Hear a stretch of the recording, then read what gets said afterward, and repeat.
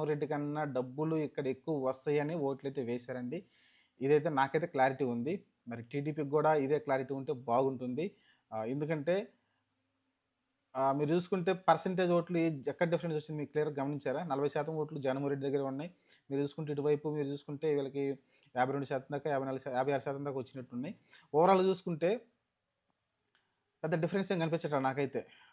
అప్పుడు టీడీపీ ఓట్లు ఎంత వాళ్ళ దగ్గర 40%. మిగతా ఓట్లనేది బీజేపీ, జనసేన నుంచి అయితే రావడం చూసాం. జనసేనలో అయితే 20% ఆ ఓట్లనేది క్లెయిమ్ చేసుకున్నారు. సరే అదని పక్కన పెట్టేస్తే, మీకు చిన్న డిఫరెన్స్ ఎక్కడొచ్చిందంటే జస్ట్ ఈ పథకాల వల్లనే.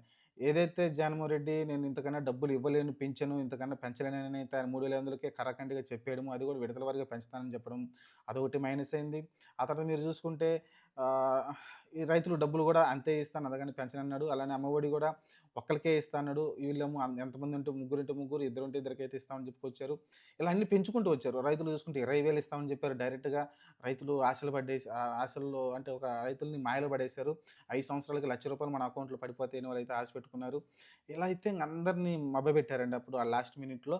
వాలంటీర్లు అయితే నాకు తెలిసి జగన్మోహన్ రెడ్డి అసలకి వాళ్ళకి జీవితం ఇచ్చిందే వాలంటీర్‌కి జగన్మోహన్ రెడ్డి ఆయనే స్టార్ట్ చేశాడు కాబట్టి, అది చూసుకుంటే వాళ్ళు 10,000 అని జీతం ఇస్తామని చెప్పడం కావచ్చు, అంటే సాలరీ పెంచుతామని, అది చూసి ఆళ్ళు వాలంటీర్‌లు ఎత్తేసారు.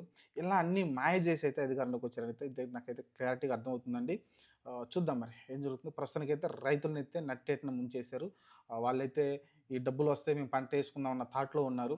ఎందుకంటే కొంతమంది ఈ 20,000 వస్తాయి కదా! 20,000 వస్తే ఇంకొక 4 ఎకరాలు అదనంగా పండించుకుందాము, పంట వేసుకుందాము కౌలు తీసుకొననైతే వాళ్ళైతే భావించారు.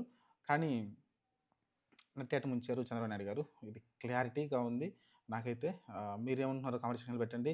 ఒక పక్కన డిప్యూటీ సీఎం ప్రస్తుతం అయితే ఆయన సినిమాల్లో బిజీగా ఉన్నారని తెలిసి ఏదో సినిమాలు షూటింగ్‌లు అది కంప్లీట్ చేసుకొని మళ్ళీ వస్తారు. వచ్చినా కూడా ఆయనేం మాట్లాడట్ల. కొన్ని పబ్లిక్ మీటింగ్‌లు పెడుతున్నారు గానీ, కొన్ని మీటింగ్‌లో హాజరవుతున్నారు గానీ, కొన్ని ప్రెస్ మీట్‌లు కూడా పెడుతున్నాడు గానీ, కానీ దీని గురించి అస్సలు మాట్లాడట్లేదు. నాకు సంబంధం లేనట్టయితే ఆయనైతే ప్రవర్తిస్తున్నారు పవన్ కళ్యాణ్ గారైతే. చూద్దాం మరి ఏం జరుగుద్దో.